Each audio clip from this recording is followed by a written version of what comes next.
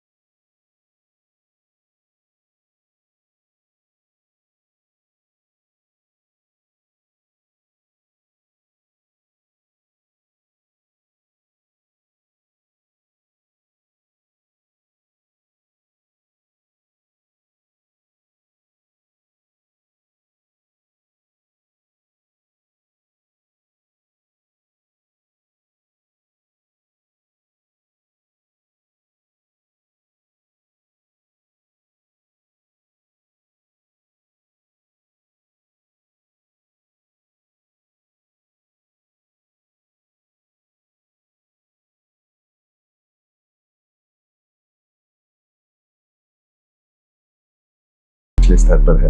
शिक्षा की बात आई मैडम, ड्रॉप आउट्स भी बढ़ रही है, क्या करें? लोगों में डर है या फिर कोई सामाजिक कारण लगा? क्या आपको लगता है कि वन नेशन वन इलेक्शन से सच में जमीनी तौर पे चीजें बदलेंगी? वक्फ बोर्ड का जो डिसीजन आया, आपको क्या लगता है लोग इसको एक्सेप्ट कर रहे हैं? बिहार का हर नेता विकास की बात करता है, लेकिन चुनाव आते ही जांच में लौट आते है। हर साल बजट पास होता है, योजनाएं बनती है, पर जमीन पर कुछ नजर नहीं। संसद में जब बिहार की बात उठती है तो पूरा देश चुपचाप सुनता है, कुछ बदलता नहीं। बिहार ने देश को बुद्ध, अशोक, चाणक्य और जयप्रकाश नारायण जैसे विचार दिए। क्या हम उस विरासत को जी पा रहे हैं?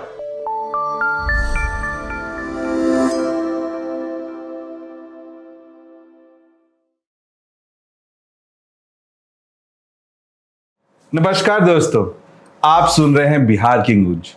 कहते हैं संघर्ष जितना बड़ा होगा, सफलता उतनी ही शानदार होगी। आज अगर आपको वो नहीं मिला जो आप चाहते थे, तो हो सकता है उससे भी कई बड़ी सफलता आपका इंतजार कर रही हो। हाँ दोस्तों, आज हमारे पास इस बात को प्रमाणित करने वाली कहानी भी है। एक महिला जिसे मेयर चुनाव में हार झेलना पड़ा, वो रुकी नहीं। रुकती भी कैसे? उनके लिए तो एक ऐतिहासिक उपलब्धि भविष्य में पहले से इंतजार कर रही थी। मुझे अत्यंत गर्व हो रहा है यह बताते हुए कि आज हमारे साथ बैठी हैं माता सीता की धरती मिथिला से आने वाली महिला सशक्तिकरण की मिसाल, भाजपा की ओर से बिहार की पहली महिला राज्यसभा सांसद श्रीमती डॉक्टर धर्मशिला गुप्ता जी। मैडम, आपका बहुत बहुत स्वागत है। आपने हमारा इनविटेशन स्वीकार किया और आज हमारे स्टूडियो में आप उपस्थित हुई, इसके लिए बहुत बहुत आभार। कैसा लगा अभी यहाँ तक आने का सफर? नमस्कार पंकज जी, ये मेरा सौभाग्य है कि बिहार की आवाज़ और बिहार की गूंज को संपूर्ण बिहार के सम्मानित लोगों के बीच आप पहुंचाने का काम करते हैं। ये मेरा सौभाग्य है, आपको धन्यवाद। बहुत बहुत धन्यवाद। ये हमारा प्रयास है और छोटा सा प्रयास है, और कोशिश यही रहेगी कि हर सशक्तिकरण और हर शक्ति जो बिहार की है, हर आवाज़ उसको प्रखर रूप से पूरे दुनिया में पहुंचे और बिहार की गूंज पूरी दुनिया में रोशन करे। तो मैडम, आपका एक समाज सेवी से राज्यसभा तक का सफर कैसा रहा, और क्या क्या आपकी चुनौतियों का सामना करना पड़ा जो आपको अंदर से बदल दिया हो? कि मैं एक साधारण परिवार की बेटी और बहू हूँ जी, और बचपन से ही मुझे काम करने का अंदर से जज्बा था जी। मेरी शादी 10th क्लास में हुई। ओह और शिक्षा मेरे लिए एक चुनौती था जी। और ईश्वर की कृपा, इंटर में मेरे बच्चे हो गए। ओह, मेरे हस्बैंड पार्ट 1 में और मैं इंटर में एडमिशन लिया कमर्शियल महाविद्यालय जी जो मेरे घर के बगल में है। जी। पढ़ना, घर का काम काज करना, दोनों बैलेंस। दोनों। और मैं आपको बताऊं कि उस समय मेरे यहाँ 3 गाय थी, गाय माता। उनके बछड़े भी होते थे। लेकिन मम्मी का था, माँ का कहना था कि वो पशु का सेवा भी होना चाहिए। जी जी। तो उनको घास काट के खिलाना जी। जिससे मेरे हाथ में ठेले पड़ गए थे। जी। उनको गोबर को उठाना, अच्छा। उसको टोकरी में सर पे लेके छत पे रखना, फिर उसको पाथना। मैं पूरा कोड लेवल तक? पूरा मतलब मेरा रूटीन अभी भी है। आज भी मैं 4:30 बजे मॉर्निंग उठती हूँ, पहले भी उठती थी। और उस समय ऐसा था कि घर का काम, कॉलेज, बच्चे बड़े हुए तो बच्चे को पढ़ाना, बच्चों को पढ़ाना, घर का एक काम, गाय गोबर, साफ सफाई, पढ़ाई लिखाई, माँ बाबू जी को रोज पैर दबाना, वो सेवा मेरे भी, रूटीन में था। माता पिता का सेवा भी साथ में। क्या लेकिन बात। जब टाइम का दिक्कत होता था तो मैं अगर चूल्हे पे खाना पका रही होती थी तो बगल में बोरा बिछा कर बच्चे को बैठाती थी। ये तो मुझे रामायण की याद दिला दी, जैसे सीता मैया जब वो वनवास में गई और लव कुश को जो पाल रही थी, मुझे वो दृश्य सामने आ रहा है। मैम नहीं, माँ सीता तो जनक जननी जानकी हैं। अब तो उसी नगरी से है, तो आप उसी हाँ, ये मुझे जरूर गर्व है कि मैं जनक नंदिनी जानकी माँ सीता की भूमि से मेरा भी जन्म है जी। और मुझे भी लगता है कि माँ सीता का आशीर्वाद मुझ पे है जी। फिर मैं इतना कुछ मैंने कर लिया। और मैं एक नज़र बच्चे को पढ़ाती थी जी। और अपने पढ़ने के लिए भी मैंने चूल्हा के ऊपर दीवार में लिख रखा था बॉटनिकल नेम्स, केमिस्ट्री के डैशबोर्ड वगैरह। हाँ, एक बार खुद को देखती थी, अपना पढ़ाई, फिर बच्चे को, फिर रोटी बेलती थी। इतना मल्टीटास्किंग। और ऐसा है ना कि जब आपको इच्छा शक्ति है कुछ करने की ना, जी। तो आप कर लेंगे। और मुझे अंदर से कुछ करने का एक मतलब इच्छा शक्ति था, जज्बा था, जो मैं अपने हर रिश्ते को अच्छे ढंग से निभाया। एक अच्छी मतलब बहू, एक माँ, पत्नी और एक सामाजिक कार्यकर्ता जी। इस चारों चीज़ को मैंने रूटीन वे में किया और मैंने मुड़ के नहीं देखा, मैंने किसी के बात नहीं सुनी। मुझे क्या करना है, मुझे क्या करना है वो मैंने किया। और आज मुझे क्या करना है दिन में, वो मैं रात में सोचती हूँ कि आज दिन में मुझे कौन से काम करने हैं, किन से मिलने हैं, किन की सेवा करनी है, तो वो हो जाता है। मैंने आप देखा जाए तो एक 360 कंट्रीब्यूशन और एकदम आपका पूरा का पूरा एक तरह से आपको क्लियर विजन था कि क्या करना है और दृढ़ संकल्प था कि हाँ मुझे करना है। शिक्षा के प्रति पहले भी लगाव था, अभी भी है जी। तो मैंने साक्षरता मिशन से अपना शुरुआत किया जी। और मैंने समाज के उस वंचित, शोषित, गरीब, गुजरा सभी वर्गों की महिलाओं के लिए मैं किताब और वो कॉपी पेंसिल उनके घर पहुंचाती थी। पहले साक्षरता मिशन में मिलता था। अच्छा जी। हाँ, मैं जिला संयोजिका थी, आपको पता होगा। और मैं घर घर पहुंचा करके उन महिलाओं को जो दोपहर में सड़कों के किनारे बैठ के गप मारती थी, तो कोई लकड़ी से वो लोग बालू पे मतलब अपना नाम लिखना शुरू की थी। क्या बात। वो दिन मुझे याद है। और आज वो भी नौकरी कर रही है, वो बहनें नौकरी कर रही है। आपने तो इतना वुमेन एम्पावरमेंट का मैंने लगता है कि स्टार्टिंग से खुद भी एम्पावर हो रही थी और समाज को एम्पावर कर रही थी। और सबसे बड़ी बात, आज वो नौकरी में है तो आपको साक्षात आपको उस पर रिजल्ट दिख रहा है तो काफी गर्व महसूस हो रहा है। और आज हमें आप पे गर्व महसूस हो रहा है ये सुन के। नहीं, मैं साधारण इंसान हूँ, मैं तो अपना काम करती हूँ। ऐसा है ना कि अगर हम अपने बच्चे को पढ़ाते हैं, ठीक है, और बगल वाले बच्चे नहीं पढ़े रहेंगे तो हमारे बच्चे जब समाज में जाएंगे तो किससे बातें करेंगे? यानी घर में रोशनी है लेकिन अगर संसार अंधेरा है तो कोई मतलब नहीं है। इसीलिए हम सबों का कर्तव्य है कि हमें अपने बच्चों की शिक्षा के साथ साथ हमें पड़ोस, अगल बगल, अपने समाज की शिक्षा और वातावरण पर जरूर ध्यान देना चाहिए। इससे बड़ा कोई पुण्य काम नहीं होगा कि साक्षरता से बड़ा कोई पुण्य काम नहीं हो सकता। तो बहुत बहुत अच्छा लगा मैम। आपका सफर में बहुत सारे राजनीतिक प्रेरणा रहे होंगे, कौन आपके सबसे बड़े प्रेरणादायक रहे? कोई नेता रहा या फिर कोई संगठन रहा या फिर कोई आंदोलन? श्रद्धेय अटल बिहारी वाजपेयी जी मेरी प्रेरणा है जी। और मैं बहुत छोटी थी जिस समय मैं जिला अध्यक्ष थी जी दरभंगा की। जी मैं अपने पिताजी के साथ गई थी वहाँ, जी। उनको दूर से देखा जी। और ओह, मुझे वो चढ़ने नहीं दिया जा रहा था अच्छा उनसे मिलने के लिए। जी। तो पता नहीं उनके प्रति मेरे मन में क्या था, मेरे आँख से आंसू छलक गए ओह, और मैं एक उनके लिए मिथिला पेंटिंग की चादर ले गई थी अच्छा जिसमें 10 अवतार था अच्छा, विष्णु का। विष्णु जी का। तो जब वो मंच से सीढ़ी से उतर रहे थे हाँ मैं खड़ी थी, जी तो फिर मैंने दिया तो वो पूछे कि बेटा इसमें ये 10 अवतार क्या चीज़ के हैं? अच्छा ये राम हम।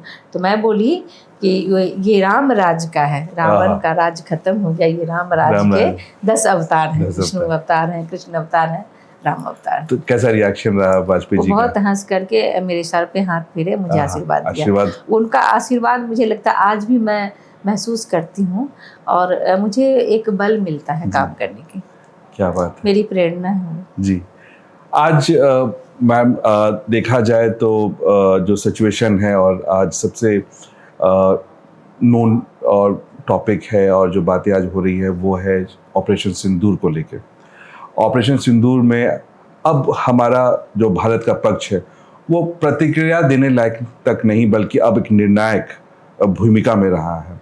आपके अनुसार जो भारत की नई सुरक्षा नीति रही है और जो अब और स्पष्ट तरीके से पाकिस्तान को चेतावनी दी गई है, आपके इसके बारे में क्या सबसे राय है? पहले तो मैं अपने देश के यशस्वी प्रधानमंत्री जी आदरणीय नरेंद्र मोदी जी के प्रति देश की समस्त बहनों की ओर से उनको आभार व्यक्त करना चाहती हूँ कि एक पहले ऐसे प्रधानमंत्री हैं, जी। ऐसे प्रधान सेवक हैं जिन्होंने बहनों की रक्षा के लिए, बेटियों के सम्मान के लिए उन्होंने जो इतने बड़े हमले हुए और उस मिशन का नाम उन्होंने ऑपरेशन सिंदूर रखा जी और सिंदूर का सम्मान किया, यानी कि नारी शक्ति का सम्मान किया, देश की बहनों और बेटियों का सम्मान किया।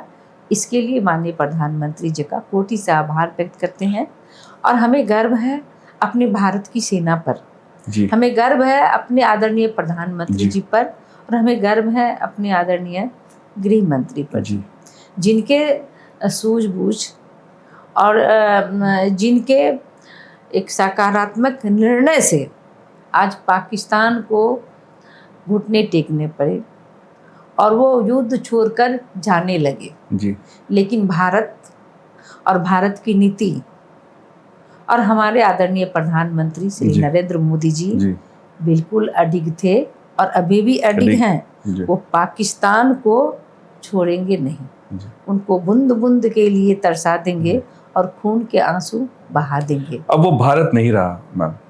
अगर आज कोई भारत को हल्के में ले रहा, और खासकर जो इस ऑपरेशन सिंदूर के संदर्भ में प्रधानमंत्री जी जो मैसेज दिया कि भाई आप आज हमारे भारत की महिलाओं के प्रति अगर आंख उठाने की हिम्मत करेंगे तो आपका क्या हर्ष होगा। वो ऑपरेशन सिंदूर में हमारी सेना ने और हमारी लीडरशिप ने ये साफ साफ दिखा दिया और उनका भाषण भी आया कि भाई हमारा दिमाग ठंडा है लेकिन हमारे रक्त में खून खौल रहा है और सिंदूर खौल रहा है। तो आज एक तरह से स्पष्ट संदेश भारत ने दे दिया है मैडम। बिल्कुल। और ये भी है कि अब हमारी नीति सिर्फ प्रतिक्रिया देने तक नहीं है, अब निर्णायक भूमिका में पूरी बात चल रही है और दो टूक जवाब दे दिया गया है कि भाई अब छोटा सा भी कुछ हुआ तो भारत अब वो भारत नहीं रहा, आपको घुस के मारेगा और आपको अच्छे तरीके से सबक देगा। और शायद एक चीज और भी देखा गया इस ऑपरेशन सिंदूर में कि प्रधानमंत्री ने पूरे नारी का ही सम्मान किया। नहीं, मेरी सरकार का उद्देश्य है, जी माननीय प्रधानमंत्री जी का उद्देश्य है नारी शक्ति से राष्ट्र शक्ति को जी। मजबूत करना। और जिस तरह से उन्होंने पहलगांव में जो आतंकवादी पाकिस्तान के इशारे पर जी मतलब धर्म पूछ पूछ करके मारा और हमारी बहनों का सिंदूर को उजाड़ दिया, ये चीज़ माननीय प्रधानमंत्री जी के हृदय को काफ़ी ठेस पहुंचा। और नारी के सम्मान में, सिंदूर के सम्मान में इतना बड़ा निर्णय लेना, और जिन्होंने प्रेस कॉन्फ्रेंस किया था बहन कुरैशी दिव्यांश, वो भी एक मतलब कि महिलाओं को आगे करके मैसेज देश के साफ दे दिया कि साफ भाई दे वो दिया। भारत नहीं है, हाँ। और आज वो भारत की महिला भी वो नहीं है, और उनके पास भी वो क्षमता है कि आपको मुंह तोड़ जवाब मिलेगा। और ये मैसेज शायद पूरे विश्व को भी है विश्व कि में है। आप महिलाओं को हल्के में ना ले। वो अगर ठान ले तो अच्छे से मुंह बोलती भी बंद करना जानती है और जवाब भी देती है। तो बहुत अच्छा कदम रहा, और हम आज हमारे एज मिला, और हम सब सारी नारियों को एक तरह से एक सशक्तिकरण नहीं बल्कि एक तरह से एक सम्मान दिया है इस ऑपरेशन सिंदूर ने। और जब बात आती है महिलाओं की, देखा जाता है कि आरक्षण, महिला आरक्षण के बिल पारित हुआ, बहुत लंबा सफर रहा। आपको क्या लगता है कि सच में जमीनी स्तर पर चीजें बदलेंगी या फिर एक राजनीतिक निर्णय रहा ये?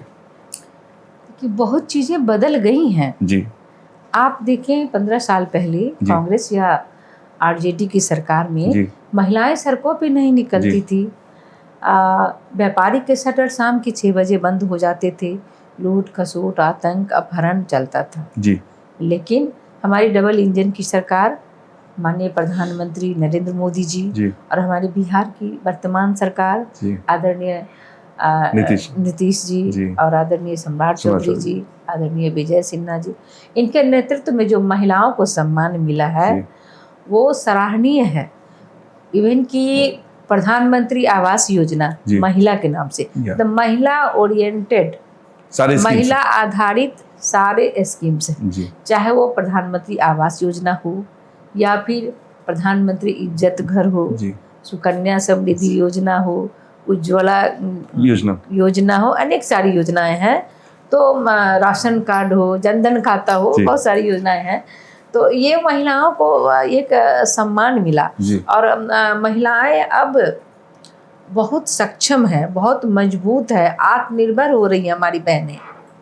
और उसमें एक अंदर नई प्रेरणा उसके अंदर जागृत हुई जी। है, और वो अपने आत्मबल का सहारा लेकर जी। अपनी सूझबूझ से जी। वो हमारे देश के अग्रणी जी। भूमिका निभा रही है हमारी बहनें। ये माननीय प्रधानमंत्री जी का दिन है, जिन्होंने महिलाओं को आगे रखा, जी। और उनका ये उद्देश्य ही है कि महिलाओं को आगे करना, जी।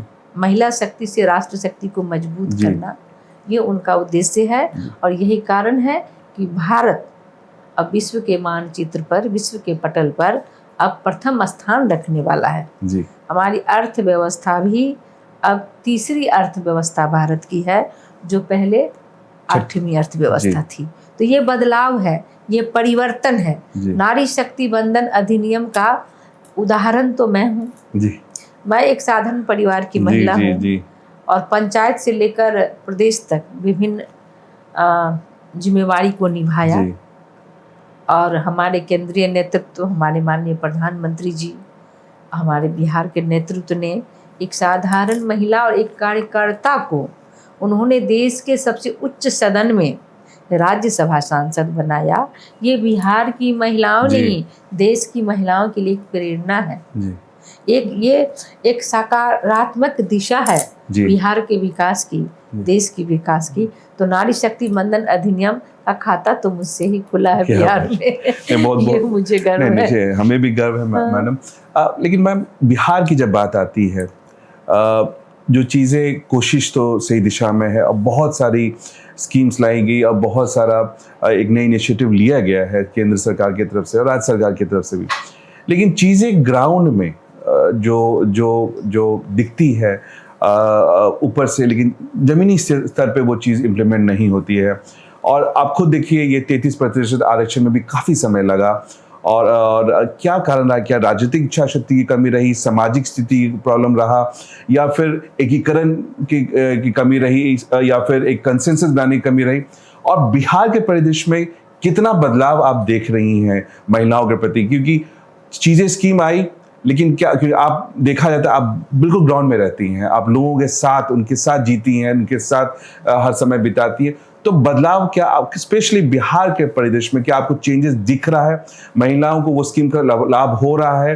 क्या वो एजुकेशन की तरफ जा रही हैं? एजुकेशन की तरफ हमारा अगला सवाल आएगा। तो आपको चीज़ें बदलती दिख रही हैं? बिल्कुल। पहले था यूपीए की सरकार, आरजेडी कांग्रेस में जी परिवारवाद, जी परिवार की महिलाओं को ही आगे बढ़ाया, चाहे वो इंदिरा जी हों जी जी या राहुल जी हों जी। या सोनिया गांधी जी। हो या प्रियंका वाड्रा जी हो।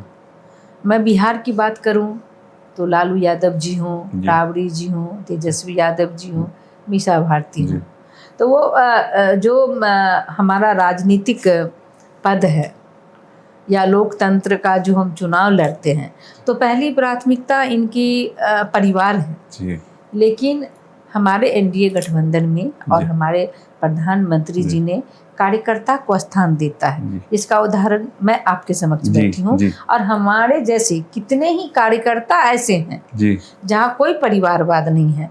उन कार्यकर्ताओं को ये मौका मिलता जी। है कि राजनीति में आगे बढ़ने जी। का, तो पहले की अपेक्षा बहुत परिवर्तन हो चुका है। जी। दूसरा सवाल था आपका क्या ग्राउंड पर जो योजनाएं चल जी, रही हैं, जी। मैं आपको बता दूं, जी। हमारे एनडीए गठबंधन में भारतीय जनता पार्टी में जी। हम सभी कार्यकर्ता समाज के उन शोषित, वंचित, दलित वर्ग, सभी वर्ग के घर तक पहुंचते हैं। जी और हमारे यहाँ प्रधानमंत्री आवास योजना और इज्जत घर, हर घर नल जल, सभी योजनाएं गांव तक चलती है। आपको बता दूं, पहले लोग गांव में लालटेन डिबरी जला के रहते जी। थे। आज आप गांव जाके देखिए कि 1 सेकंड के लिए अगर बिजली जाती है तो जो बहनें हमारी घास काट रही है, जी। खेत में काम कर रही है, हाँ। वो तुरंत मोबाइल निकाल के बिजली ऑफिस फ़ोन करती क्या है कि लाइन कट गया, और मिनटों में बिजली आती है। तो ये परिवर्तन है। अब बच्चे बिजली में पढ़ रहे हैं। हमारे बिहार के बच्चे IITian साइंटिस्ट, डॉक्टर, इंजीनियर, अंतरिक्ष पे जा रहे हैं। जी लेकिन पहले क्या था, एक डिबरी में सिमट कर बच्चे पढ़ते थे, जी हादसा होता था, जी। मतलब प्रकाश नहीं था, जी जी ज्ञान का प्रकाश काफी भी नहीं समय था, लग गया। जीवन में भी प्रकाश नहीं था। अब देखिए घर में प्रकाश है ना, अब बच्चे भविष्य के में जीवन, प्रकाशमय भविष्य है। में प्रकाश है, जीवन जी। में प्रकाश है। जी। तो योजनाएं हमारी घर घर तक जा रही है, जी। और ऐसा कोई परिवार नहीं है। प्रधानमंत्री जी ने कहा कि हर गरीब को पक्के का घर दूंगा, और वो प्रक्रिया जारी है, समय जो लगे, लेकिन हर गरीब को पक्के का घर मिलेगा। हर घर में पानी है, जी। हर घर में बिजली है, जी। हर घर में शिक्षा है। जी। हमारी प्रौढ़ बहनों को पढ़ने के लिए नाइट स्कूल की व्यवस्था है। जी। हमारे गांव की बच्चियों को पढ़ने के लिए कस्तूरबा बालिका विद्यालय है। जी। और भी कितने सरकारी स्कूल्स हैं, पर शिक्षा में कितना परिवर्तन हुआ है। तो बिहार में विकास है। मैम, अब जो ये बातें बोल रही थी बदलाव और महिला सशक्तिकरण की बातें जब आप बता रही थी, तो मेरे दिमाग में ऐसा एक ख्याल आया। बदलाव की बात कर रही हैं और महिला की बात कर रही हैं और न्यू एज। अभी आपको जैसे पता है कि भाजपा में राष्ट्रीय अध्यक्ष का चुनाव होना बाकी है। क्या हम एक महिला भारतीय जनता पार्टी का अध्यक्ष देखते हुए भविष्य देख सकते हैं? देखिए, हमारी पार्टी महिलाओं को अध्यक्ष बनाती है। मैं बिहार की बात करूं तो हमारी 2 बहनें अभी बिहार में जिला अध्यक्ष हैं। नीलम सहनी जी हैं एक। मैं राष्ट्रीय अध्यक्ष महिला का होने की बात कर कोई रहा हूं। असंभव नहीं है जी। जब हमारी सरकार जिला में दे रही है, स्टेट में दे रही हैं, तो केंद्र में भी देंगी, समय जो लगे। उनका तो ये मिशन है। चलिए, बहुत अच्छी बात है। हम वो देखेंगे, और ये बाकी दलों के लिए भी एक तरह से देखा जाए तो काफ़ी एक मैसेज होगा कि भाई सिर्फ ऑप्टिक्स नहीं, महिलाओं को सच में अगर उनको नेतृत्व करने का मौका दिया जाए, जो कि सबसे टॉप लेवल तक हो, तो वो संभव हो सकता है आपकी पार्टी। बिल्कुल, एनडीए ही है, भारतीय जनता पार्टी ही है, जो सबका साथ, सबका विकास, सबका प्रयास और सबका विश्वास को लेकर चलती है। और सबों को वो मौका देती है, सबों को आगे लाने का राह दिखाती है। लोग आगे पहुंच भी रहे हैं जी। इसीलिए भारतीय जनता पार्टी के पास और एनडीए के पास जनादेश है जी। है ना, इनके पास संगठन है, और हम लोग हमेशा चुनाव के मूड में होते हैं। हम लोग न रुकते हैं न थकते हैं, निरंतर काम करते हैं। मैम, ये हमेशा सुनते हैं कि चुनाव, हमेशा भारतीय जनता पार्टी चुनाव के मूड में रहती है, लेकिन जनता तो ये सुनना चाहती है कि भारतीय जनता पार्टी हमेशा जनता की सेवा में लगी रहती है। ये ऑप्टिक्स भी हमें देना चाहिए। नहीं तो सेवा तो हमारा ये पहला प्रायोरिटी है। जी हमारा पहला सोच है सेवा, और जन सेवा। जैसे हमारे प्रधानमंत्री प्रधान सेवक हैं, जी। वो कभी नहीं कहते हम प्रधानमंत्री हैं। हाँ। उसी तरह से हम सभी आज नेता भी हैं तो खुद को कार्यकर्ता समझते हैं, और कार्यकर्ता समझ के समाज के हर वर्ग के लोगों के पास जाते हैं, उनकी समस्या सुनते हैं और उसी समय निदान भी करते हैं। जो नहीं होता है तो फिर बाद में उनको घर बुला के उनका निदान करते हैं। तो जनता के काम काज, उनके उत्थान, उनके विकास के लिए हमारी तो अनेकों योजनाएं चल रही हैं, जी। और हम सभी का ये ड्यूटी बटा हुआ है। हम सभी बारी बारी से उन सभी जगहों पर जाते हैं जहां जनता की ज़रूरत होती है हमारी। मैम, आपने कहा समस्याओं, तो आपके क्षेत्र में मूलभूत अगर मैं 2 समस्याओं का आपसे जिक्र जानना चाहूँगा तो वो कौन सी है जो महिलाएं आपके पास लेके आती हैं आपके क्षेत्र में?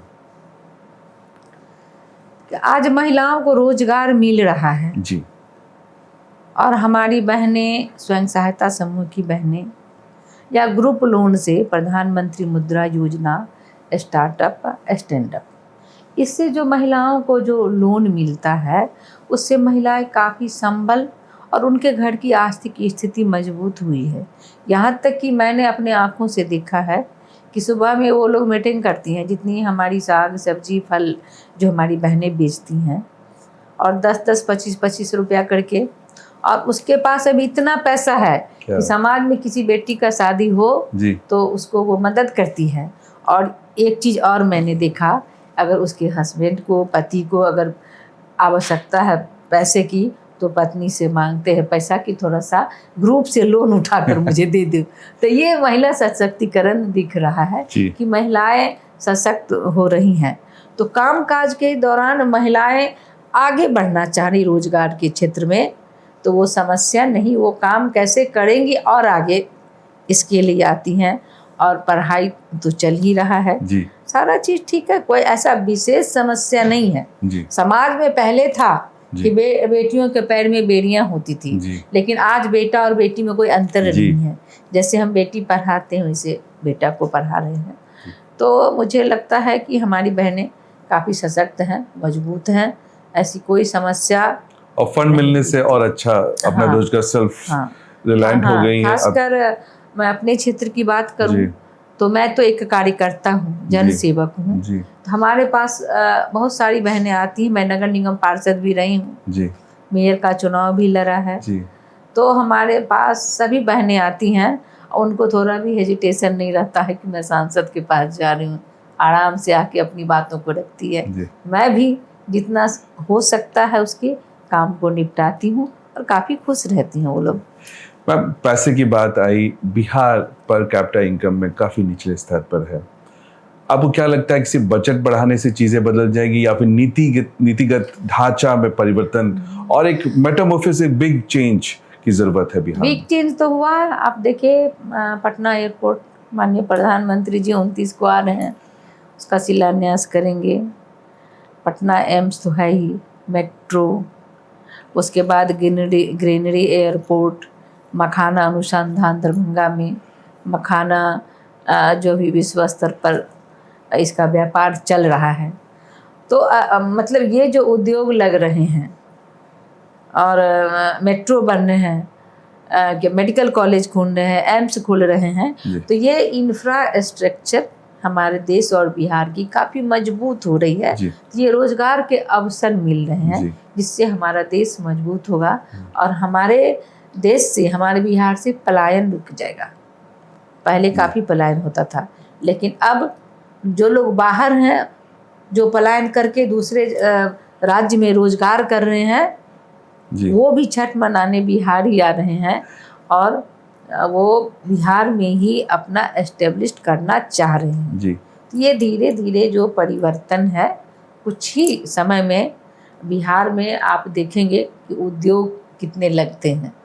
लेकिन अभी बहुत लंबा सफ़र है मैम पलायन रुकने पे। देखिए, आपने जितनी भी बातें बोली मैडम, देखा जाए तो वो अगर डबल इंजन की सरकार की बात कही जाए तो सेंट्रल फंड्स हैं, केंद्र की तरफ से ये फंड दिया गया। चाहे आप एयरपोर्ट ले लो, एम्स ले लो, तो सेंटर वाला डबल इंजन तो बहुत तेजी से दौड़ रहा है, लेकिन राज्य सरकार का जो इंजन है वो इतना धीमा क्यों है? क्योंकि मैं जो, अगर हम भी तो एक नागरिक ही हैं, वहां पर ये जो राज्य सरकार का इंजन काफी सुस्त दिखता है और वो बड़े नीति गीति चेंजेस या जो कहते हैं बड़े बड़े प्रोजेक्ट्स हो या फिर चाहे बड़े बड़े उद्योग आ गए हो, वो आज भी भारत में, बिहार में आता नहीं दिख रहा। क्या कमी लग रही है? मैं आपको बताती हूँ, जब भी शहनवाज हुसैन जी उद्योग मंत्री थे जी, मैंने देखा उनका कार्यकाल काफी उद्योग लगाना उन्होंने शुरू किया, फॉलो करता था। जी मैम, है ना। आज जैसे ही गठबंधन टूटा कि जो उद्योग लगाने वाले ऑफिसर थे सबको तेजस्वी यादव जी ने जाके उसको मना कर दिया, जी नहीं लगने दिया। तो ये बीच बीच में रुकावटें जो है ना, जी बिहार के विकास को थोड़ा धीमी कर दी थी। जी जैसा कि हमारा विपक्ष है, वो बिहार में विकास नहीं चाहता, परिवार का विकास चाहता है। जी। लेकिन हमारे एनडीए की सरकार बिहार के विकास, आप विकास चाहती। नालंदा आप जी। देख लीजिए विश्वविद्यालय, जी उसका जीर्णोद्धार हो रहा है। जी बिहार में कॉलेजेस खुलने हैं, मेडिकल इंजीनियरिंग कॉलेज खुलने जी। हैं, जी इंडोर स्टेडियम खुल रहे जी। हैं। और किसानी के क्षेत्र में जी हमारी किसानी बहनों को भी श्रम कार्ड बन रहा है। जी तो इस तरह से विकास हो रहा है। और धीरे धीरे चलते चलते ना बिहार में जो आपके कहने से धीमा है, मेरे कहने से कोई धीमा नहीं है। बिहार में पूर्ण विकास हो रहा है, जिसको विपक्ष ने रोक दिया था, पूर्ण रूप से रोक दिया था। लेकिन हमारी सरकार ने उसको शुरू किया और ये निरंतर अग्रसर आगे की ओर जा रहा है। तो बिहार में विकास है। तो आपका कहना है कि अगर ये सब बीच बीच कर रुकावटें नहीं होती तो शायद गति और तेज होती। हाँ। कोशिशें तो दिख रही हैं अब, लेकिन अभी लंबा सफर है। कोशिशें कामयाब होती हैं, वादे टूटते हैं। और इंफ्रास्ट्रक्चर तो आपने जरूरी है, नहीं तो फिर आपको उद्योग लगाना मुश्किल है। एक कॉन्फिडेंस बिल्डिंग बढ़ रहा है। तो अभी मैं उसी सवाल पे आऊंगा कि नीति आयोग के रिपोर्ट में भी कहा जा रहा है कि बिहार का प्रदर्शन थोड़ा सा नीचे रहा है, काफी नीचे रहा है। आपने कहा कि बहुत सारे इंफ्रास्ट्रक्चर चेंजेस हो रही हैं, तो क्या आप उम्मीद करती हैं कि आने वाले 2 साल, 3 साल, 5 साल में या फिर जो नई सरकार बनेगी, वो जो राज्य सरकार की जो इंजन है वो भी उसी गति से दौड़ेगी जिस गति से अभी केंद्र सरकार? बिल्कुल, हमारी तो डबल इंजन की सरकार है। केंद्र से हमें बहुत सारी योजनाएं मिली हैं और बिहार से भी बहुत काम हो रहे हैं। आपने गंगा ब्रिज देखा, कितने जाम लगते थे, बन रहे हैं 2। इस तरह से बहुत सारी ऐसी उपलब्धियां हैं जो बिहार में बिहार सरकार की ओर से हो रहे। महिलाओं के लिए पिंक बस, हमारे वित्त मंत्री आदरणीय सम्राट चौधरी जी ने बिहार में महिलाओं के सम्मान के लिए पिंक बस की व्यवस्था की है। हमारे दरभंगा में भी पिंक बस और भी पूर्णिया और भी जिले में हो रहे हैं। और बिहार के लगभग सभी जिलों में धीरे धीरे हो जाएगा। ये इंफ्रास्ट्रक्चर जो है, चाहे वो शिक्षा के क्षेत्र में हो, व्यापार के क्षेत्र में हो या व्यवसाय के क्षेत्र में हो, ये निरंतर बढ़ रहा है बिहार में। तो निश्चित रूप से बिहार विकास की डगर पे आगे जा रहा है। आपने क्षेत्रों का नाम लिया, जिलों का नाम लिया, तो अगर आप महाराष्ट्र एज ए स्टेट देखें तो मुंबई एक हब ऑफ इकोनॉमिक कैपिटल बन गया, लेकिन उसी के अलग अलग जो आप जिले देखे जहाँ पे सूखा रहा और वो इकोनॉमिक ग्रोथ नहीं हुआ और किसानों को सुसाइड करना पड़ा। देखा जाए तो अगर वेल्थ डिस्ट्रीब्यूशन या फिर इंडस्ट्रियलाइजेशन अगर सेंट्रलाइज्ड है तो बाकी जिला काफ़ी सफ़र करता है। बिहार के प्रदेश में देखा जाए कि बहुत ज़्यादा भीड़ आज पटना में है। तो क्या आप उम्मीद करती हैं या फिर आपको दिख रहा है कि बाकी जिलों में भी राज्य सरकार का बराबर फोकस है? क्योंकि अभी देखिए जहां रोजगार देखा जाए तो एक विस्फोट सा हो गया है पटना। हालांकि कोशिश है भागलपुर, गया, राजगीर और दरभंगा की तरफ, लेकिन वो पेस नहीं है क्योंकि जिससे कम से कम जो माइग्रेशन है पूरा का पूरा पटना पे लोड आया हुआ है। तो आपको लग रहा है कि बाकी क्षेत्रों में भी एक तरह से वो स्पीड आपने देखा नहीं है पंकज जी, आप गांव की पगडंडी पे जाके देखिए, आपको शहर से अच्छी सड़कें गांव में हैं। आप गांव के घर में बिजली जाके देखिए, गांव के घर में टाइल्स लगा देखिए और गांव की बेटियों को साइकिल चलाते देखिए। ये परिवर्तन है जी। चाहे वो मुख्यमंत्री पोशाक योजना हो, मुख्यमंत्री साइकिल योजना हो, या शिक्षा के क्षेत्र में हो, व्यवसाय के क्षेत्र में, समाज में, गांव में परिवर्तन, बहुत परिवर्तन हुआ है। जी। अब गांव शहर बन रहा है। हमारी नई टेक्नोलॉजी से खेती की जा रही है। खेती, हमारे यहाँ अब अनाज की अधिक उपज हो रही है, स्टोरेज बढ़ रही है। अन्न भंडारण के लिए भी वहाँ पर वो कोठी बनाई जा रही है।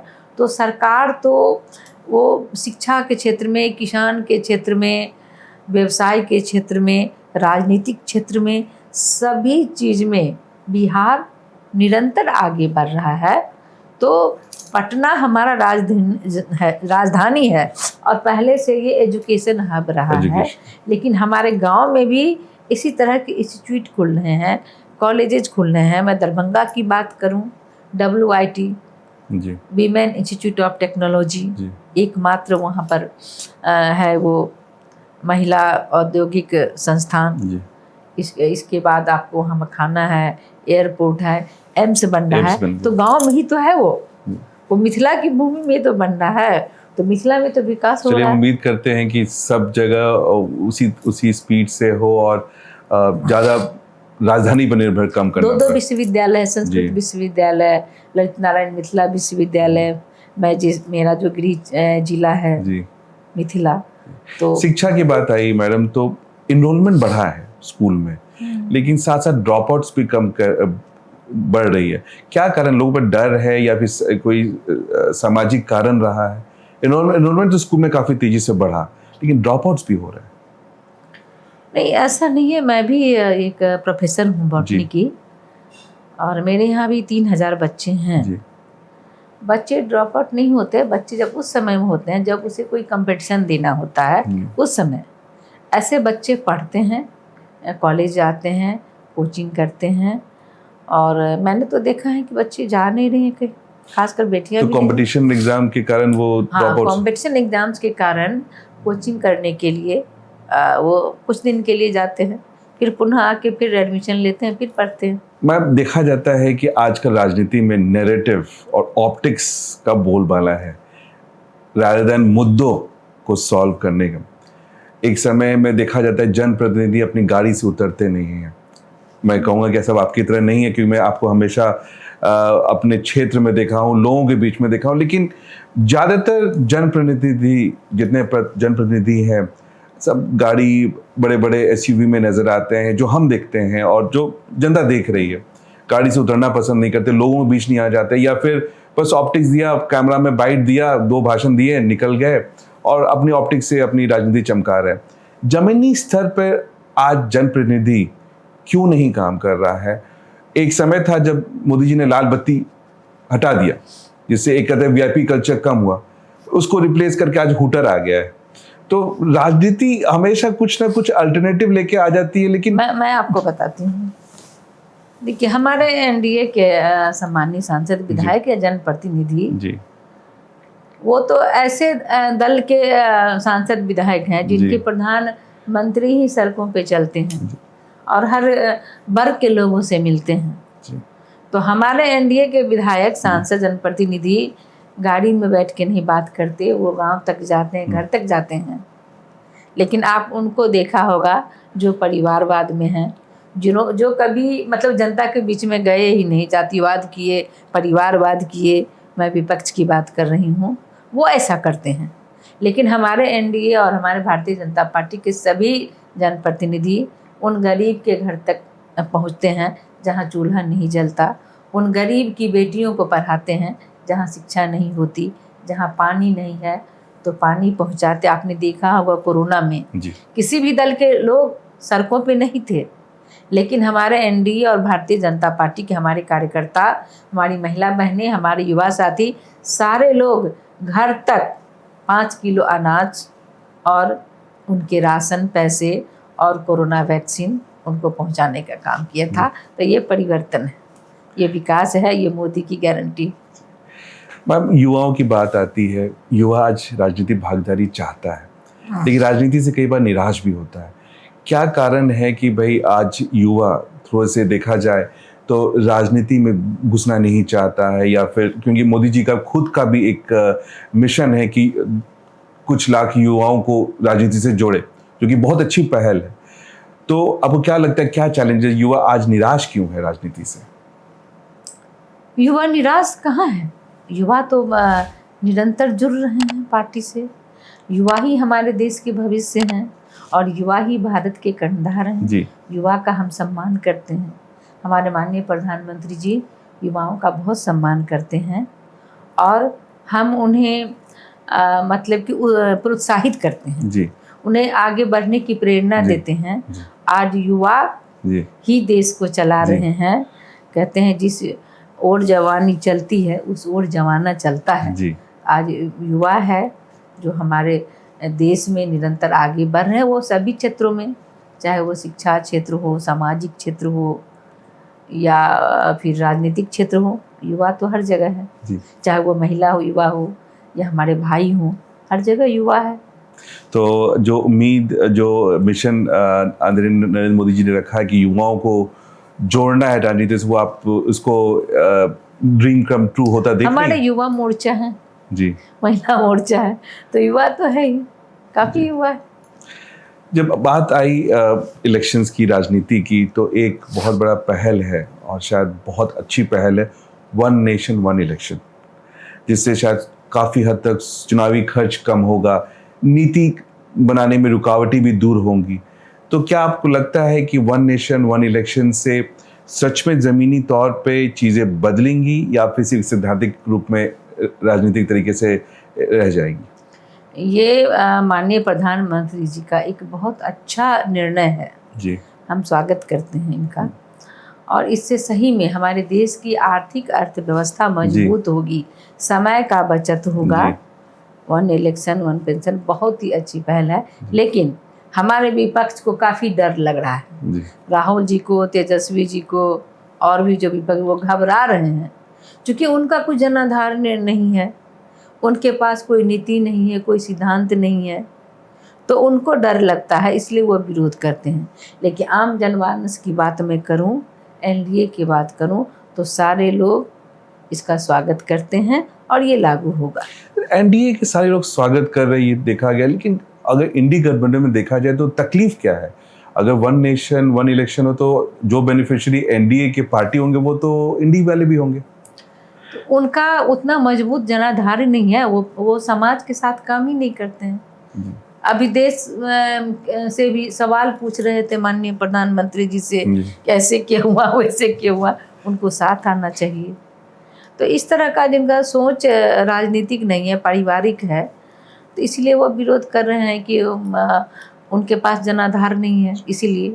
आपको लगता है कि इस रुकावट और विपक्ष के विरोध के बावजूद भी हाँ, बिल्कुल 100%, 100% एकदम कॉन्फिडेंट है? एकदम कॉन्फिडेंस है। चलिए, आपका जब कॉन्फिडेंस मोदी जी का इनको पाकिस्तान को धूल चटा दिए, जी, है ना, वक्फ बोर्ड आ गया, जी, तो ये भी आ जाएगा वन इलेक्शन। अब दरभंगा से आती हैं, जो राज्य का 5वां सबसे ज़्यादा मुस्लिम बहुल क्षेत्र है। वक्फ बोर्ड का जो डिसीजन आया, आपको क्या लगता है, लोग इस पर एक्सेप्ट कर रहे हैं और उसके फ़ायदे को? क्योंकि एक चीज़ देखा गया कि जिस तरीके से अभी पाकिस्तान के साथ जो हुआ, वहाँ पे एक समूह गया जग लोगों को कन्विंस समझाने के लिए। आपको नहीं लगता कि वक्फ बोर्ड की खूबियाँ लोगों तक, हर पार्टी का जिम्मेवारी है कि लोगों तक जन जन तक जाके पहुँचाए? और आपका क्षेत्र खुद दरभंगा आता है, जो 5वां सबसे ज़्यादा मुस्लिम बहुल क्षेत्र है, तो आप इस दिशा में कुछ कार्य कर रही हैं? हमारी मुस्लिम बहनें काफ़ी खुश हैं जी। क्योंकि वक्फ बोर्ड एक ऐसा नियम था मुस्लिम भाइयों के लिए, जो भू माफिया उस पर राज करती थी, यानी कि कहीं भी जो बेनिफिशियरी होना चाहिए वो कभी बेनिफिट नहीं हुआ, और उसमें जो हमारी गरीब मुस्लिम भाई बहन है उनका हक छीना जाता था। लेकिन वक्फ बोर्ड ये आ जाने से सबों को समान अधिकार है। हमारे गरीब मुस्लिम भाई बहन भी ज़मीन ले सकते हैं, इसीलिए हमारी बहनें उसका स्वागत करती हैं। 3 तलाक की बात मैं करूं तो जो स्थिति मैंने देखा, चूँकि मेरा भी घर उसी मोहल्ले में है और मैं जब पार्षद रही तो मैंने हिंदू मुस्लिम सबों को वृद्धा पेंशन दिया एक समान। तो आज भी हमारी मुस्लिम बहनें मेरा उतना ही सम्मान करती है और वो खुश हैं 3 तलाक से। जो कि जो मोदी वो जी की तरफ जीवन जी रही थी ना जी तलाक के कारण, उसको आज़ादी मिल गई, हाँ, अपना निर्णय करने का। वो बहुत दुआ देती है तो माननीय, क्या वो मोदी जी की तरफ आभार प्रकट करती हैं? बहुत बहुत बहुत खुश दुआ। हैं अपनी जिंदगी, नई जिंदगी से जिसमें हाँ, ट्रिपल बिल्कुल। तलाक जैसी लेकिन कुछ पंथी है जी जो मतलब कि महिला को दबा के रखना चाहते हैं जी। उन समाज में, वो विरोध करते हैं। चंद माइंडसेट विरोध चेंज होने में थोड़ा वक्त तो थोड़ा लगेगा, वक्त लगेगा। लेकिन देखा लेकिन जाए तो स्वागत, महिलाओं के लिए, हाँ, स्वागत खासकर है। मुस्लिम महिलाओं के लिए काफी बहुत अच्छा रहा। तो आपका भी यही ऑब्जर्वेशन है कि आपके क्षेत्र में मुस्लिम महिलाएं ट्रिपल तलाक के हाँ, हटने से काफी खुश हैं। चलिए, ये भी एक तरह से महिला सशक्तिकरण का एक बहुत बहुत बड़ा बहुत उदाहरण है और बहुत राहत की बात है मुस्लिम महिलाओं के लिए। चलिए मैडम, ये सेक्शन तो जनरल सेक्शन था। अब हम अपने एक स्पेसिफिक मॉड्यूल की तरफ जाते हैं।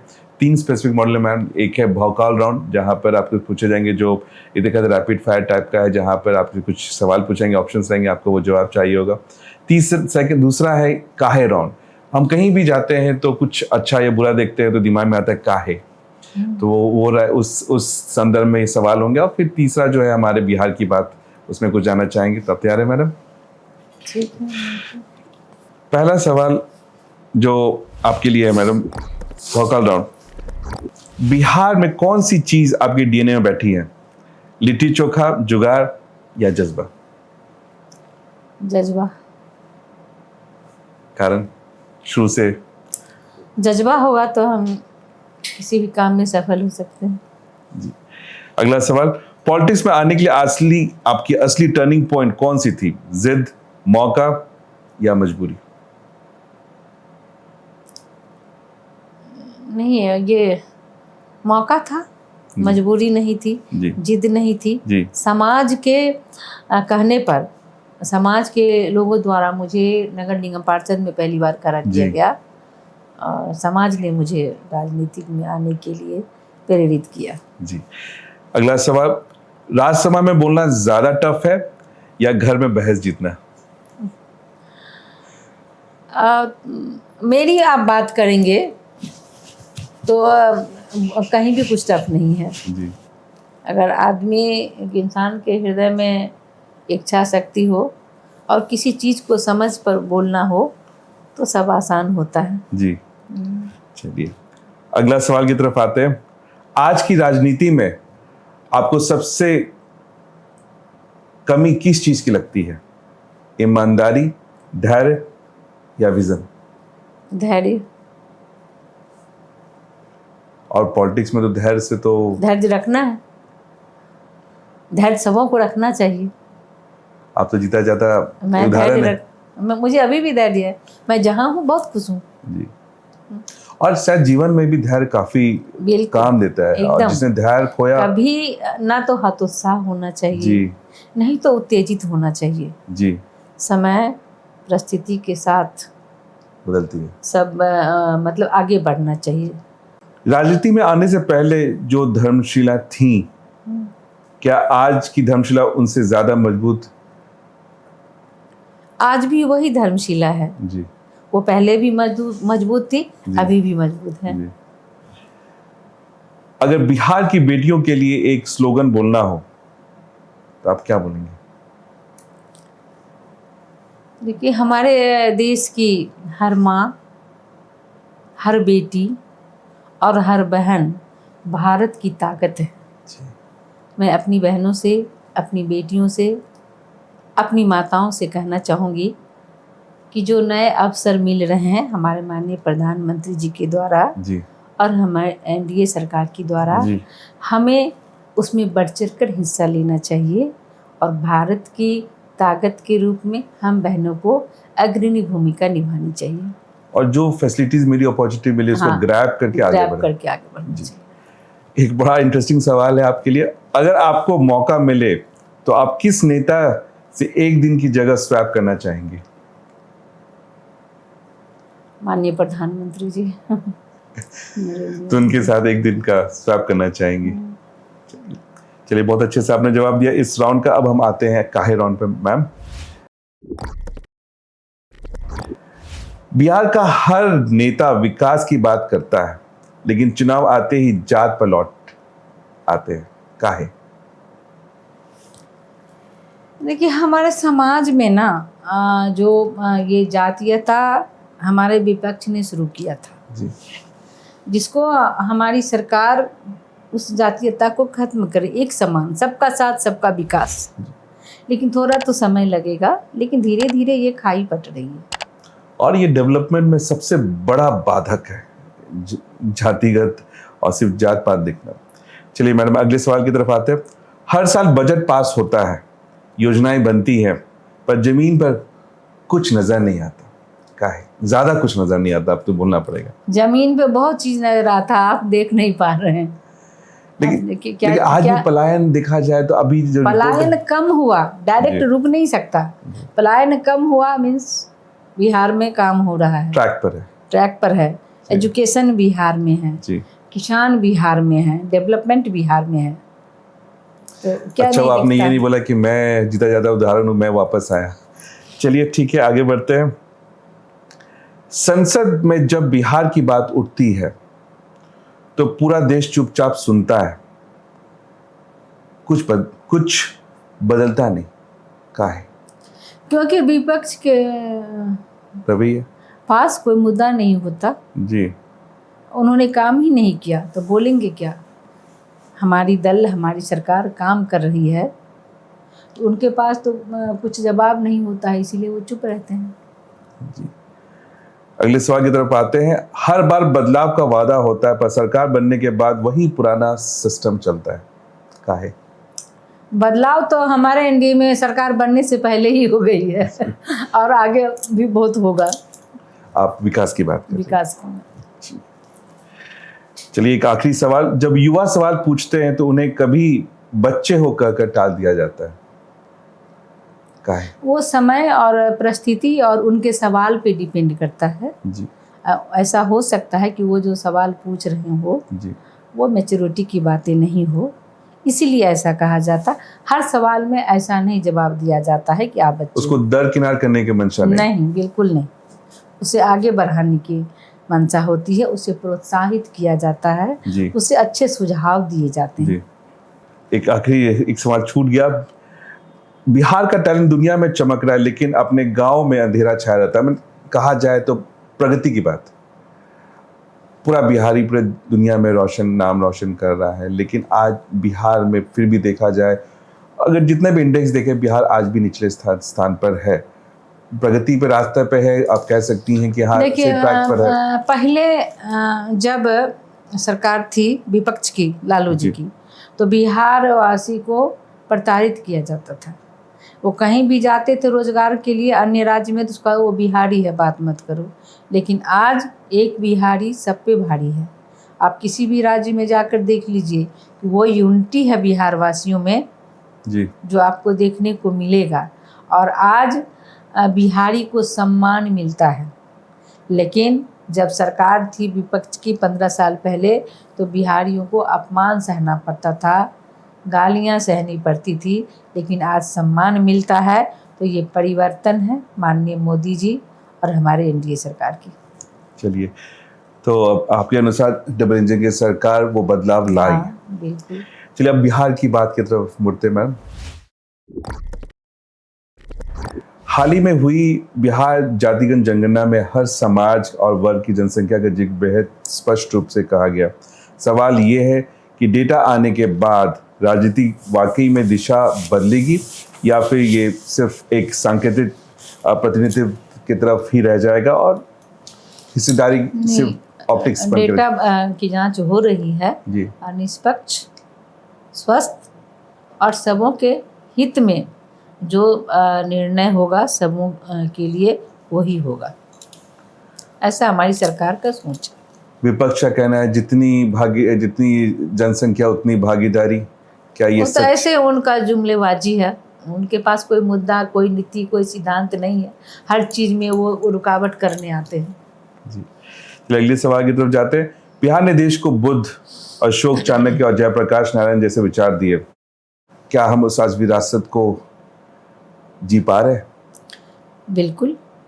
हमारा बिहार का ज्ञान, विज्ञान और व्यापार आज भी उदाहरण है। हम अपनी धरोहर की बात करें, अपनी संस्कृति, संस्था और आदर्श की बात करें, हम बिहार की छठ पूजा, होली, दीपावली और सामा चकेवा की बात करें तो वो आज पूरे विश्व में आदर्श है। आज अमेरिका में भी लोग छठ मनाते हैं, फ्रांस में भी छठ मनाते हैं, वहाँ भी सामा चकेवा खेली जाती है। मैंने तो गल्फ में तो छठ ये मनाया हमारे है। बिहार के लिए गौरव की बात है। जी, चलिए अब आप वैश्य समाज से आती है मैम, कुछ वैश्य समाज के कुछ सवाल हैं। वैश्य समाज की बिहार की इकोनॉमी बड़ी भूमिका रही है, लेकिन पॉलिटिकली उनको वो कहा जाए तो रिप्रेजेंटेशन अभी तक नहीं मिला। आप किस तरीके से देखते देखिए, हैं? वैसे देश की अर्थव्यवस्था को मजबूत करता है, ठीक है, और हर व्यवसाय की रीढ़ है। रीढ़ है, लेकिन सम्मान भी है। राज्यसभा सांसद वैसे से हैं, डिप्टी सीएम वैसे से थी, और मैं आपको बता दूं दिल्ली की मुख्यमंत्री वैसे हैं। जी। ऐसे अनेकों उदाहरण हैं। अभी बिहार में मंत्री बने हैं मोतीलाल शाह, वैसे हैं। बहुत ऐसे हैं जो वैसे को सम्मान मिला है। कितने मंत्री हैं, कितने डिप्टी सीएम बने हैं, राज्यसभा सांसद बनाया गया है, चीफ मिनिस्टर बनाया गया। तो अब क्या चाहिए वैसे को? नहीं, एग्जाम्पल्स तो सही है मैडम, लेकिन वो जो कहते हैं कि जिस टाइप से उनकी भागीदारी होनी चाहिए, जितनी उनकी संख्या है या जितना उनका योगदान है, देखा जाए तो आज पूरा व्यवसाय को ले लिया जाए तो 70 से 80% वैश्यों का योगदान है। और अगर वैश्य सुदृढ़ नहीं होगा तो कोई भी राज्य विकसित कैसे बनेगा, क्योंकि उनकी जिम्मेदारी है किसी प्रदेश, किसी जिला को, किसी देश को आगे ले जाने का। तो अगर पॉलिटिकली उनकी भागीदारी नहीं होगी तो वो कैसे अपने काम को करेंगे? भागीदारी तो आपके सामने जी। हम साक्षात बैठे हुए हैं, और ऐसे बहुत से अनगिनत चेहरे हैं। जी, मैं कितना का नाम गिनाऊं। जी। और आज माननीय मोदी जी के मतलब नेतृत्व में और एनडीए के नेतृत्व में व्यापारियों को जो सम्मान है वो आरजेडी की सरकार में नहीं थी, कांग्रेस की सरकार में नहीं थी। यही तो परिवर्तन है। ये निरंतर धीरे धीरे आगे बढ़ रहा है। 2018 में आरा में एक वैश्य सम्मेलन हुआ था जिसमें कहा गया था कि जितनी हमारी भीख नहीं भागीदारी चाहिए। तो आपको क्या लग रहा है कि आज वैश्यों को बीजेपी या फिर एनडीए में वो भागीदारी मिल रही है? हाँ, बीजेपी और एनडीए ही है जो वैश्य को सम्मान दे रही है और भागीदारी दे रही है। अन्य दल तो ठगने का काम किया था। जब सम्मान देने की बात आती है मैडम, वैश्यों की बात आती है तो भामाशाह एक उनके आदर्श रहे हैं, लेकिन देखा जाता है कि जब उनकी जयंती आती है, इलेक्शंस आता है तो पूरा सम्मान मिलता है, बाकी समय भूल जाते हैं। तो आदर्श को कैसे साथ लेके नहीं चल रहे हैं, या फिर सिर्फ उनको एक राजनीतिक मैं आपको बताती टूल हूँ के तरह इस्तेमाल किया जा रहा है? देखिए, नहीं, एक दिन की बात नहीं है। आज सूरवीर दानवीर भामाशाह जी, हम सबों के पूर्वज हैं, आराध्य है और आराध्य हैं। और आज हमें गर्व है अपनी सरकार पर जी।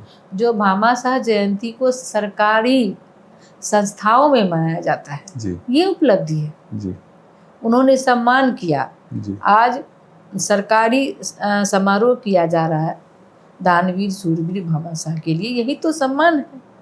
वो तो सिर्फ अगर जिस वर्ष चुनाव नहीं है मेरा, उस वर्ष कार्यक्रम नहीं होते हैं, ऐसा तो नहीं है। जी, कार्यक्रम तो प्रत्येक वर्ष होते हैं।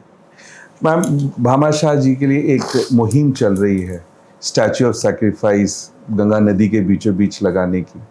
आप क्या उनका समर्थन देती है? आप उसकी तरफ, उस मुहिम के साथ हैं? निश्चित रूप से मैं भी सरकार से मांग करूंगी इसके लिए, स्टैच्यू ऑफ प्रयास सैक्रिफाइस करूंगी के लिए। मैं भी। एक कहा गया कि मैम जो भामाशाह जी के लिए आप कहते हैं कि चलिए उनकी जयंती मनाई जा रही है। हमारी टीम ने रिसर्च किया, हमने भी रिसर्च किया कि राजस्थान में देखा जाए, यूपी में देखा जाए, बहुत सारी स्कीम, हाँ, बहुत सारी स्कीम भामाशाह जी के नाम से चलती हैं, लेकिन बिहार में वैसी स्कीम नहीं देखी जाती। और अब देखा जाए तो वैश्य जो एक पूरा का पूरा वैश्वीकरण का और एक बिजनेस ग्रुप होती है, चाहे आप अदानी ले लीजिए, अम्बानी ले लीजिए, चाहे लक्ष्मी मित्तल ले लीजिए, पूरा का पूरा एक वैश्य समूह है। अगर वो समूह आज बिहार पे फोकस करे और इन्वेस्ट करे तो बहुत आगे जा सकता है। तो कुछ स्कीम दिखती नहीं है बिहार में भामाशाह जी की, आप उसकी तरफ सरकार को निवेदन करेंगी? नहीं, बिल्कुल हमारी सोच है, हमारी सरकार की भी सोच है जी कि हमारा ये बिहार अर्थव्यवस्था में काफ़ी मजबूत हो, जी और इसके लिए प्रयास भी किए जा रहे हैं सरकार की ओर से। जी और हमारी सरकार में जो हमारे पूर्वज रहे हैं, चाहे वो किसी जाति के हों, सबका सम्मान हो रहा है। और कांग्रेस ने उन विभूतियों को दबा के रखा, जी किसी समाज के सिरमौर को उन्होंने उनका जयंती नहीं मनाया। तो ये एक परिवर्तन होड़ सी लगी हुई है भामाशाह एक जयंती परिवर्तन। मनाने के लिए सारी दलों में। बिल्कुल सभी जातियों के जो सिरमौर जी। है, सभी का एनडीए की सरकार में माननीय प्रधानमंत्री जी के नेतृत्व में सबों का सम्मान हो रहा है। तो एक दिन आप देखेंगे, कुछ ही दिन के बाद जी अर्थव्यवस्था काफ़ी मजबूत होगी, क्योंकि सम्मान के साथ साथ रोजगार के अवसर नए मिल रहे हैं, नए जी। आयाम खुल रहे हैं, इंफ्रास्ट्रक्चर डेवलप हो रहा है। तो ये सारी चीज़ें विकास की गाथा को बता रही है, और बिहार विकास की ओर निरंतर आगे बढ़ रहा है। आज बिहार की बेटी अगर आपको सुन रही होगी मैम, तो आप क्या संदेश देना चाहेंगे?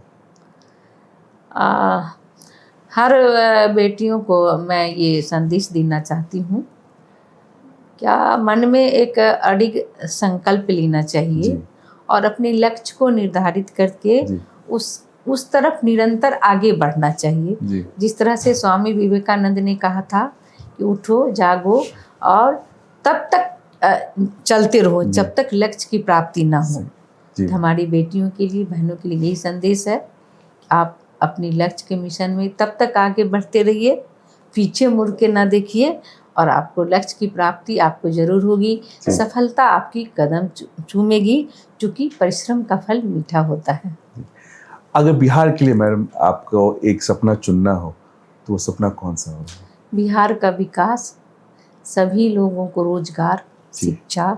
जी अगर एक लाइन में धर्मशिला गुप्ता जी बिहार से क्या सीखी और देश को क्या सिखाना चाहे, तो क्या होगा?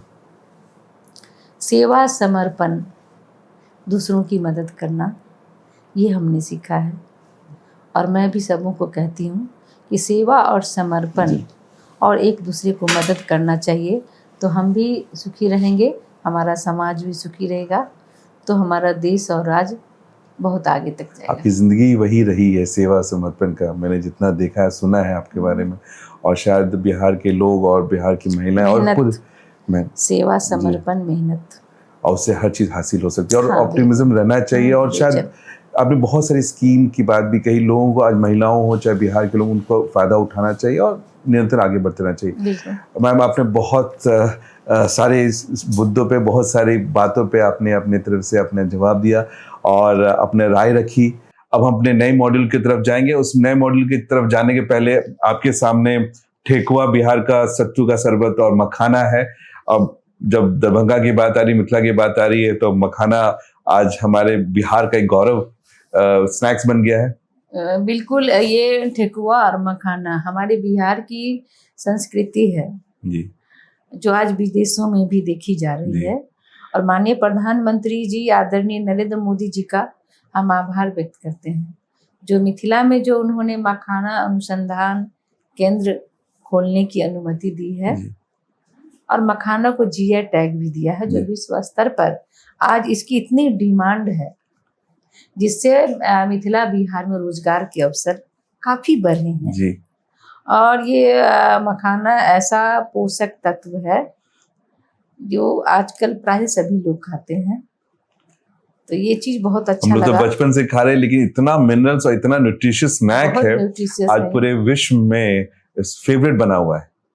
बिल्कुल। और बहुत बहुरूपी तरीके से इसको खाया जा सकता है। मखाना फ्राई करके, इसका खीर, इसका बहुत उपयोग है। इसकी तो महिलाएं ना पाउडर बना के, जी, मेरी माता जी भी खुद भी उसका पाउडर बना के खाती है। पाउच बना करके सारे जगह आप देखेंगे, ट्रेन में, एयरपोर्ट पे, सब जगह मिलते हैं। तो ये बिहार की पहचान है जी, और बिहार की गौरव है, सही बात है।